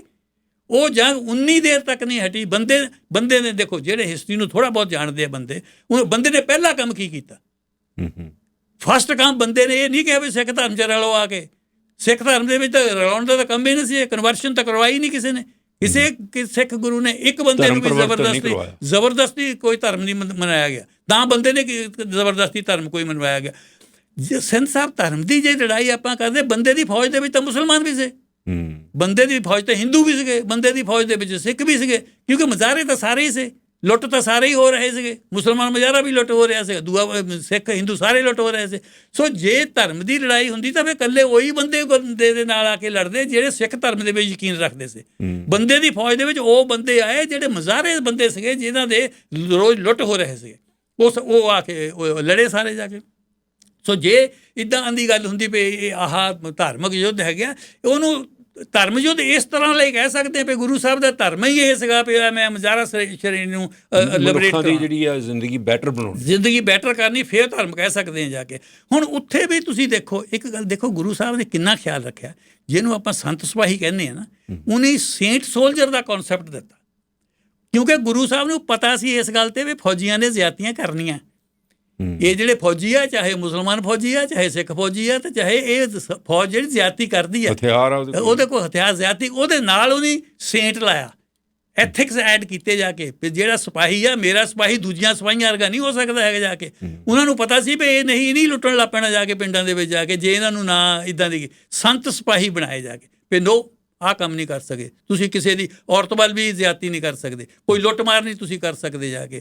ਉਸ ਵੇਲੇ ਬੰਦੇ ਨੇ ਹੁਣ ਜਿਹੜੀਆਂ ਕਹਿੰਦੇ ਆ ਨਾ ਜੀ, ਹੁਣ ਸੈਯਦ ਮੁਹੰਮਦ ਲਤੀਫ ਨੇ ਵੀ ਬੜੇ ਬੰਦੇ ਦੇ ਖਿਲਾਫ ਵੀ ਲਿਖਿਆ ਜਾਏ, ਉਹ ਜਿਹੜੀਆਂ ਥਿੰਦ ਸਾਹਿਬ ਲੁੱਟਾਂ ਮਾਰਾਂ ਹੋਈਆਂ ਉਹ ਜਗੀਰਦਾਰੀ ਪ੍ਰਥਾ ਦੇ ਖਿਲਾਫ ਹੋਈਆਂ। ਉਹਨਾਂ ਦੀ ਆਪਣੀਆਂ ਹੀ ਜ਼ਮੀਨਾਂ ਦੀ ਲੁੱਟ ਸੀ, ਉਹਨੂੰ ਜੇ ਤੁਸੀਂ ਲੁੱਟ ਕਹੀ ਜਾਂਦੇ, ਜੇ ਉਹਨੇ ਆਪਣੀਆਂ ਜ਼ਮੀਨਾਂ 'ਤੇ ਕਬਜ਼ਾ ਕਰ ਲਿਆ ਜਿੱਥੇ, ਤਾਂ ਉਹ ਲੁੱਟ ਸੀਗੀ, ਉਹਨੂੰ ਲੁੱਟ ਕਹਿੰਦੇ ਆ ਇਹ।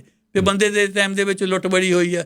ਉੱਥੇ ਹੋਇਆ ਕੀ, ਬੰਦੇ ਦਾ ਜਿਹੜਾ ਮੈਂ ਪਹਿਲਾਂ ਕਹਿ ਰਿਹਾ ਸੀ, ਬੰਦੇ ਦਾ ਪਹਿਲਾ ਫਰਮਾਨ ਕੀ ਸੀ? ਬੰਦੇ ਦਾ ਪਹਿਲਾ ਫਰਮਾਨ ਇਹ ਸੀ ਕਿ ਜਿੱਥੇ ਜਿੱਥੇ ਤੁਸੀਂ ਖੇਤੀ ਕਰਦੇ ਆ ਇਹਨਾਂ 'ਤੇ ਕਬਜ਼ੇ ਕਰ ਲਓ, ਇਹ ਜ਼ਮੀਨ ਹਲਵਾਖ ਦੀ, ਇਹ ਜ਼ਮੀਨ ਤੁਹਾਡੀ ਆ, ਇਹ 'ਤੇ ਤੁਸੀਂ ਕਬਜ਼ੇ ਕਰ ਲਓ। ਉਹ ਥਿੰਦ ਸਾਹਿਬ ਖਾਲਸੇ ਦੀ ਕ੍ਰੀਏਸ਼ਨ ਦੇ ਨਾਲ ਥਿੰਦ ਸਾਹਿਬ ਮਜ਼ਾਰੇ ਤੋਂ ਮਾਲਕ ਬਣਾਇਆ ਜੱਟ ਨੂੰ।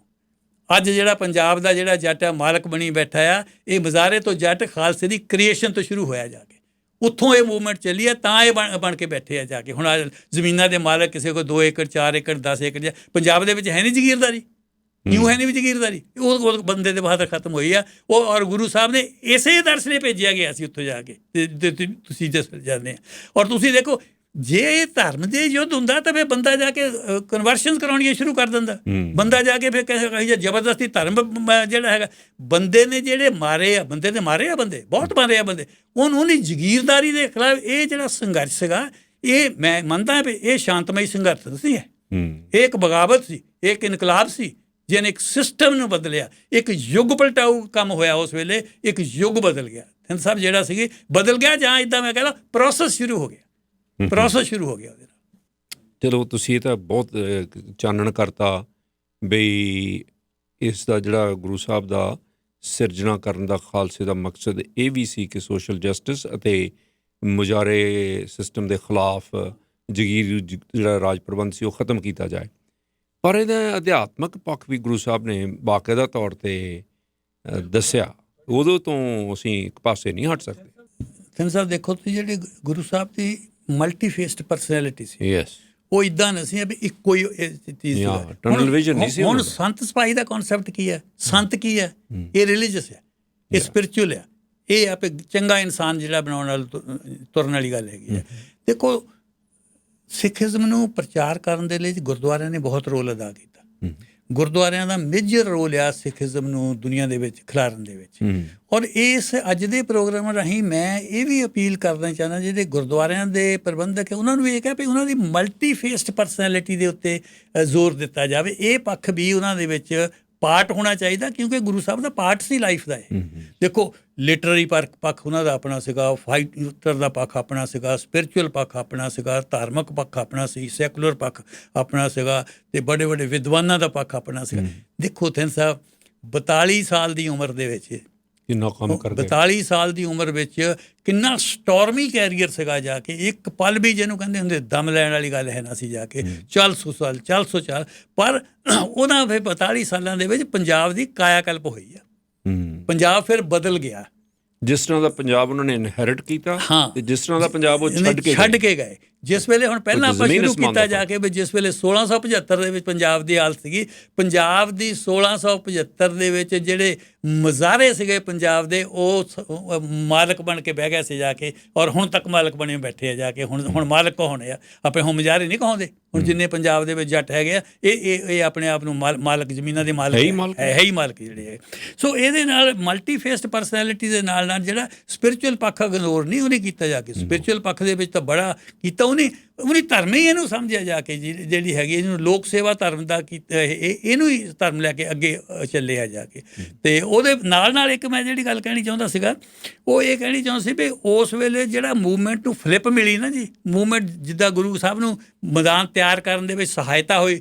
ਜਿੱਦਾਂ ਹੁਣ ਕਈ ਵਾਰ ਹਾਲਾਤ, ਅਸੀਂ ਮਾਡਰਨ, ਮੈਂ ਆਉਣਾ ਤਾਂ ਨਹੀਂ ਚਾਹੁੰਦਾ ਹੈ, ਪਰ ਜੋ ਹਾਲਾਤ ਹੈਗੇ ਉਹ ਜਨਮ ਦਿੰਦੇ ਆ ਕਿਸੇ ਚੀਜ਼ ਨੂੰ। ਉਸ ਵੇਲੇ ਕੀ ਹੋਇਆ ਸੀਗਾ, ਉਸ ਵੇਲੇ ਗੌਰਮੈਂਟ ਨੇ ਟੈਕਸ ਬਹੁਤ ਵਧਾ ਦਿੱਤੇ ਸੀਗੇ।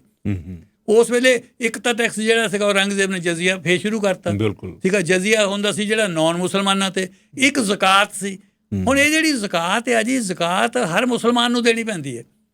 ਇਹ ਜ਼ਕਾਤ ਮੁਸਲਮਾਨਾਂ ਦੇ ਪ੍ਰਤੀ ਮੇਰਾ ਖਿਆਲ ਆਮ ਨੋਟ ਸ਼ੋਰ 2.5% ਹੈ ਸ਼ਾਇਦ, ਕਿੰਨੀ ਆ।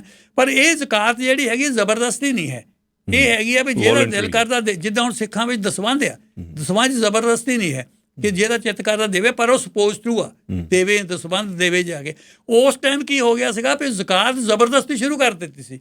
ਜਜ਼ੀਆ ਵੀ ਜਜ਼ੀਆ ਵੀ। ਸੋ ਹਿੰਦੂ ਵੀ ਅਫੈਕਟਡ ਸੀਗੇ, ਮੁਸਲਮਾਨ ਵੀ ਅਫੈਕਟਡ ਸੀ। ਇੱਕ ਜ਼ਮੀਨਾਂ ਦੇ ਉੱਤੇ ਜਾਗੀਰਦਾਰਾਂ ਤੋਂ ਜ਼ਿਆਦਾ ਟੈਕਸ ਲੱਗ ਗਿਆ। ਜਾਗੀਰਦਾਰਾਂ ਨੇ ਕਹਾ ਹੋਰ ਟਾਈਟ ਕਰ ਦਿੱਤੇ, ਜਿਹੜੇ ਸੀ ਮੁਜ਼ਾਹਰੇ ਟਾਈਟ ਕਰਤੇ, ਮੁਜ਼ਾਹਰੇ ਮਰਨ ਵਾਲੀ ਸਥਿਤੀ ਦੇ ਵਿੱਚ ਪਹੁੰਚ ਚਲੇ ਗਏ ਸੀ। ਫਿਰ ਉਹ ਜਿਹੜੀ ਪੋਜੀਸ਼ਨ ਆ ਗਈ ਸੀ ਵੀ ਹੁਣ ਜਬੀ ਬਾਣ ਲੱਗ ਗਿਆ ਤਬੀ ਰੋਹ ਜਾਗੇ। ਫਿਰ ਉਹਨੇ ਕਿਹਾ ਬਾਣ ਤਾਂ ਲੱਗਤਾ, ਗੌਰਮੈਂਟ ਨੇ ਮਾਰ ਦਿੱਤੇ ਬਾਣ ਦਾ ਟੈਕਸ ਲਾ ਕੇ ਲੋਕਾਂ ਦਾ ਕਚੂਮਰ ਕੱਢ ਦਿੱਤਾ। ਲੋਕ ਤਾਂ ਤਿਆਰ ਬੈਠੇ ਸੀਗੇ ਵੀ ਸਾਨੂੰ ਜਿਹੜਾ ਹੈਗਾ ਕੋਈ ਰਾਹ ਦਿਖਾਲੇ ਬੰਦਾ ਜਾ ਕੇ ਵੀ ਸਾਨੂੰ ਇਸ ਜ਼ਿੰਦਗੀ 'ਚੋਂ ਨਿਜਾਤ ਕੋਈ ਦਵਾਵੇ। ਉਹ ਫਿਰ ਨਿਜਾਤ ਉਹਨੇ ਦਵਾਈ ਉਹਦੀ ਜਾ ਕੇ। ਸੋ ਉਹ ਜਿਹੜਾ ਹੈਗਾ ਜਿਹੜਾ ਸਪਿਰਿਚੁਅਲ ਪੱਖ ਮੈਂ ਕਿਹਾ ਵੀ ਉਹਨੂੰ ਆਪਾਂ ਟੈਕਸਿਸ ਦਾ ਜਿਹੜਾ ਪੱਖ ਸੀਗਾ ਉਹ ਵੀ ਇੱਕ ਵਾਰੀ ਦੱਸੋ, ਕਿਉਂਕਿ ਅੱਜ ਦੀ ਦੁਨੀਆ ਤੇ ਉਹ ਗੱਲ ਬਹੁਤ ਢੁੱਕਦੀ ਹੈ। ਹਾਂ, ਅੱਜ ਦੀ ਦੁਨੀਆ ਉਦੋਂ ਵੀ ਹਾਲਾਤ ਇਹੀ ਸੀ ਜਦੋਂ ਤੁਸੀਂ ਓਵਰ ਟੈਕਸ ਕਰੀ ਜਾਂਦੇ ਹੋ ਪਬਲਿਕ ਨੂੰ, ਪਬਲਿਕ ਇੱਕਦਮ ਭੜਕਣ ਨੂੰ ਤਿਆਰ ਸੀ, ਲੀਡਰ ਚਾਹੀਦਾ ਸੀ। ਲੀਡਰਸ਼ਿਪ ਗੁਰੂ ਸਾਹਿਬ ਨੇ ਪ੍ਰਦਾਨ ਕਰ ਦਿੱਤੀ। ਦੇਖੋ ਤਿੰਨ ਸਾਹਿਬ, ਆਪਾਂ ਤੁਹਾਨੂੰ ਯਾਦ ਹੋਣਾ ਆਪਾਂ ਕਰੰਟ ਇਵੈਂਟ ਤੇ ਗੱਲ ਬਹੁਤ ਘੱਟ ਜਾਂ ਕਰਦੇ ਹੀ ਨਹੀਂ ਹੈ ਜਾ ਕੇ, ਠੀਕ ਹੈ, ਪੋਲੀਟਿਕਸ 'ਤੇ ਗੱਲ ਨਹੀਂ ਕਰਦੇ। ਪਰ ਹਰ ਮੂਵਮੈਂਟ ਨੂੰ ਜਿਹੜੇ ਜਨਮ ਤਾਂ ਹਾਲਾਤ ਹੀ ਦਿੰਦੇ ਆ ਨਾ ਜੀ। ਜਦ ਕੋਈ ਹਾਲਾਤ ਇੱਦਾਂ ਦੇ ਪੈਦਾ ਹੋ ਜਾਣ, ਮੂਵਮੈਂਟ ਪੈਦਾ ਹੋ ਜਾਂਦੀ ਹੈ। ਫਿਰ ਹੁਣ ਦੇਖੋ ਮੂਵਮੈਂਟ ਨੂੰ ਸਕਸੈਸ ਹੋਣ ਦੇ ਲਈ ਕੀ ਹੈ? ਪਹਿਲੀ ਗੱਲ ਤਾਂ ਹਾਲਾਤ ਹੋਣ ਜੀ, ਹਾਲਾਤ ਪੈਦਾ ਹੋਣ। ਹਾਲਾਤ ਪੈਦਾ ਹੋਏ ਹੋ ਸੀ ਉਸ ਵੇਲੇ, ਹਾਲਾਤ ਪੈਦਾ ਹੋਣ ਦੇ ਨਾਲ ਫਿਰ ਜਿਹੜੀ ਹੈਗੀ ਆ ਇੱਕ ਆਰਗੇਨਾਈਜੇਸ਼ਨ ਹੋਵੇ ਜਿਹੜੀ ਉਸ ਹਾਲਾਤ ਦਾ ਫਾਇਦਾ ਉਠਾ ਸਕੇ, ਔਰ ਫਿਰ ਉਸ ਆਰਗੇਨਾਈਜੇਸ਼ਨ ਦੇ ਵਿੱਚ ਲੀਡਰਸ਼ਿਪ ਇੱਦਾਂ ਦੀ ਹੋਵੇ ਜਾ ਕੇ ਜਿਹੜੀ ਉਹਨੂੰ ਸੇਧ ਦਿਖਾ ਸਕੇ। ਜਿਹੜੀਆਂ ਸਾਰੀਆਂ ਚੀਜ਼ਾਂ ਪੂਰੀਆਂ ਹੋਈਆਂ ਸੀ ਗੁਰੂ ਸਾਹਿਬ ਨੇ ਵੀ ਕੀਤਾ। ਜਿਹੜੀ ਚੰਗੀ ਗੱਲ ਕੀਤੀ ਨਾ ਜੀ, ਉਹਨੇ ਇਹ ਕੀਤੀ ਸੀ ਵੀ ਲੀਡਰਸ਼ਿਪ ਜਿਹੜੀ ਉਹਨੇ ਇੱਕ ਬੰਦੇ ਦੇ ਹੱਥ 'ਚ ਨਹੀਂ ਦਿੱਤੀ ਹੈ, ਕੋਲੈਕਟਿਵ ਲੀਡਰਸ਼ਿਪ ਦੇ ਦਿੱਤੀ ਜਾ ਕੇ ਵੀ ਇਹ ਜਿਹੜੇ ਆ ਇਹ ਸਾਰੇ ਪੰਜ ਪਿਆਰੇ ਜਿਹੜੇ ਆ ਇਹ ਲੀਡ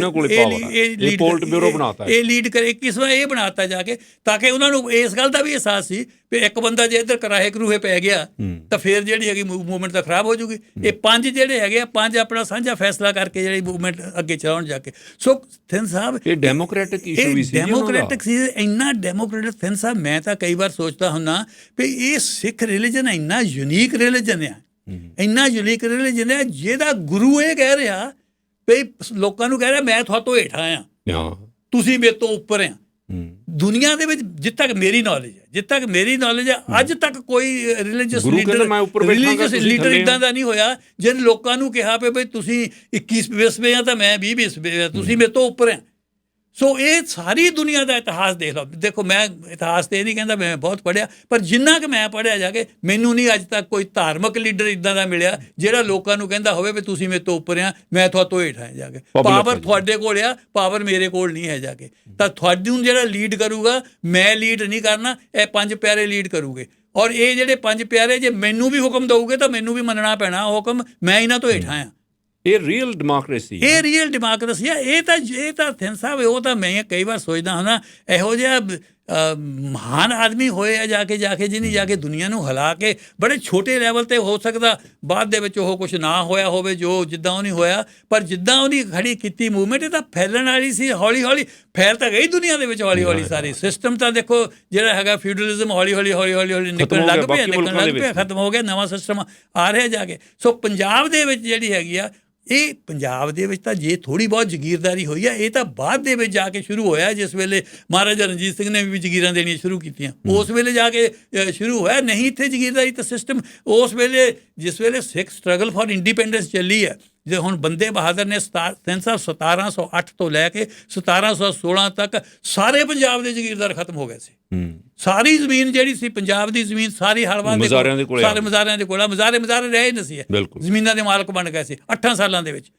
ਔਰ ਉਹ ਤੋਂ ਬਾਅਦ ਜਿਸ ਵੇਲੇ ਸਿੱਖ ਮਿਸਲਾਂ ਆਈਆਂ, ਸਿੱਖ ਮਿਸਲਾਂ ਨੇ ਸਟਰਗਲ ਫॉर ਇੰਡੀਪੈਂਡੈਂਸ ਲੜੀ ਹੈ ਜਾ ਕੇ, ਸਮਝੋ ਕਹਿ ਲਓ 1768 ਦੇ ਵਿੱਚ ਉਹ ਕਬਜ਼ਾ ਪੰਜਾਬ ਦੇ ਵਿੱਚ ਸਾਰਿਆਂ ਮਿਸਲਾਂ ਦਾ ਸਾਰੀਆਂ ਦਾ ਹੋ ਗਿਆ। ਇੱਕ ਇਹੀ ਇਸ਼ੂ ਏਸੀ ਬਿਲਕੁਲ ਹੂਬਹੂ 19ਵੀਂ ਸਦੀ ਦੇ ਵਿੱਚ ਵੀ ਆਇਆ।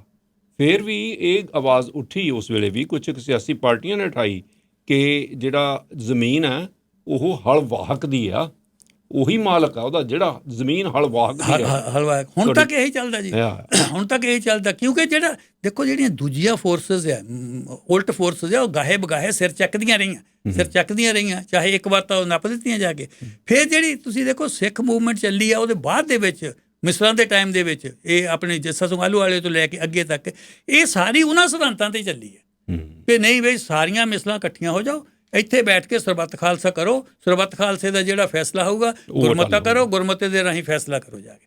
ਉਸ ਵੇਲੇ ਤੱਕ ਇਹ ਚੱਲਦਾ ਰਿਹਾ ਜਾ ਕੇ। ਉਹ ਵੀ ਡੈਮੋਕ੍ਰੈਟਿਕ ਸਿਸਟਮ ਸੀ। ਪਰ ਉਹ ਡੈਮੋਕ੍ਰੈਟਿਕ ਸਿਸਟਮ ਮੈਨੂੰ ਇੱਦਾਂ ਲੱਗਦਾ ਕਿਉਂਕਿ ਫਿਊਡਲਿਜ਼ਮ ਜਿਸ ਵੇਲੇ ਤਾਜ਼ਾ ਟੁੱਟਾ, ਉਹਦੇ ਵਿੱਚ ਡੈਮੋਕ੍ਰੈਟਿਕ ਸਿਸਟਮ ਇੰਨੀ ਛੇਤੀ ਪੈਰ ਨਹੀਂ ਆਪਣੇ ਤਕੜੇ ਕਰ ਸਕਿਆ ਜਾ ਕੇ, ਕਿਉਂਕਿ ਸਮਾਂ ਉਸ ਵੇਲੇ ਹੈ ਨਾ ਸੀ ਜਾ ਕੇ। ਕਿਉਂਕਿ ਗੁਰੂ ਸਾਹਿਬ ਨੇ ਆਪਣੇ ਸਮੇਂ ਤੋਂ ਕਾਫੀ ਪਹਿਲਾਂ ਦੀ ਗੱਲ ਕਰ ਦਿੱਤੀ ਸੀ ਜਾ ਕੇ ਵੀ ਇੱਦਾਂ ਦੀ ਲੀਡਰਸ਼ਿਪ ਚਾਹੀਦੀ ਹੈ। ਇਹ ਲੀਡਰਸ਼ਿਪ ਤਾਂ ਹੁਣ ਨਹੀਂ ਇੱਦਾਂ ਦੀ ਆਉਂਦੀ। ਇੱਕ ਬੰਦਾ ਹੁਣ ਲਈ ਫਿਰਦਾ ਸਾਰੀ ਪਾਵਰ ਜਿਹੜੀ ਆ ਉਹ ਕਿਸੇ ਨੂੰ ਸ਼ੇਅਰ ਕਰਨ ਦਿੰਦਾ ਕਿਤੇ। ਤਿੰਨ ਸਾਹਿਬ ਜਾਣਬੁੱਝ ਕੇ ਕੌਣ ਪਾਵਰ ਸ਼ੇਅਰ ਕਰਦਾ ਆਪਣੀ ਜਾ ਕੇ? ਜਾਣਬੁੱਝ ਕੇ ਜੇ ਪਾਵਰ ਸ਼ੇਅਰ ਕੀਤੀ ਆ ਤਾਂ ਸਿਰਫ ਗੁਰੂ ਸਾਹਿਬ ਨੇ ਜੇ ਕੀਤੀ ਆ, ਔਰ ਇਹਦਾ ਸਾਰਾ ਕ੍ਰੈਡਿਟ ਜਿਹੜਾ ਉਸ ਇੱਕ ਈਵੈਂਟ ਨੂੰ ਜਾਂਦਾ 1699 ਦੀ ਵਿਸਾਖੀ ਵਾਲੇ ਈਵੈਂਟ। ਇੱਕ ਸੱਚ ਗੱਲ ਮੇਰੇ ਹੋਰ ਦਿਮਾਗ ਦੇ ਵਿੱਚ ਆ ਗਈ ਜਾ ਕੇ, ਉਹ ਮੈਂ ਜਾਣਦਾ ਹਾਂ, ਕਹਿਣ ਲੱਗਾ ਪਹਿਲਾਂ ਕਹਿਣੀ ਚਾਹੀਦੀ ਸੀ ਮੈਨੂੰ। 1699 ਦੀ ਵਿਸਾਖੀ ਉਹਨੇ ਕਿਉਂ ਚੁਣਿਆ?